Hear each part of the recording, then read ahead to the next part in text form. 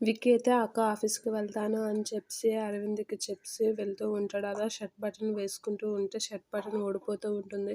ఉండక షర్ట్ మార్చుకొని వస్తానని చెప్పేసి రూమ్‌లోకి వెళ్తూ ఉంటాడు. అక్కడికి అరవింద వచ్చి ఎందుకు విక్కీ షర్ట్ మార్చడం, షర్ట్ బటన్ వేస్తే సరిపోతుంది కదా! అనేది అంటూ ఉంటుంది. ఆ మాటలకి నీకెందుకక్క శ్రమ అని విక్కీ అయితే అంటూ ఉంటాడు. ఆ మాటలకి నాకెందుకు శ్రమ మీ భార్య ఉంది కదా! మీ భార్య వేస్తుంది నేనెందుకు వేస్తాను అనేది అరవింద అంటూ ఉంటుంది.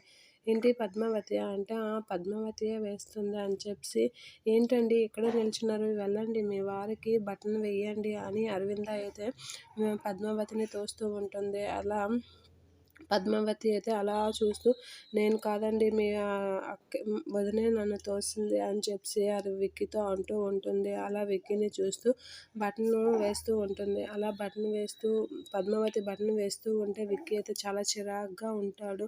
పద్మావతి మాత్రం బటన్ కొడుతూ విక్కీ కాసి అలా చూస్తూ ఉండిపోతూ ఉంటుంది. అది చూసి విక్కీ అయితే చాలా చిరాకుగా ఉంటాడు. పద్మావతి అయితే చాలా హ్యాపీగా ఫీల్ అవుతూ ఉంటుంది. మీరు నన్ను ఎప్పటికి అర్థం చేసుకుంటారో ఏంటో అని మనసులో అనుకుంటూ ఉంటుంది.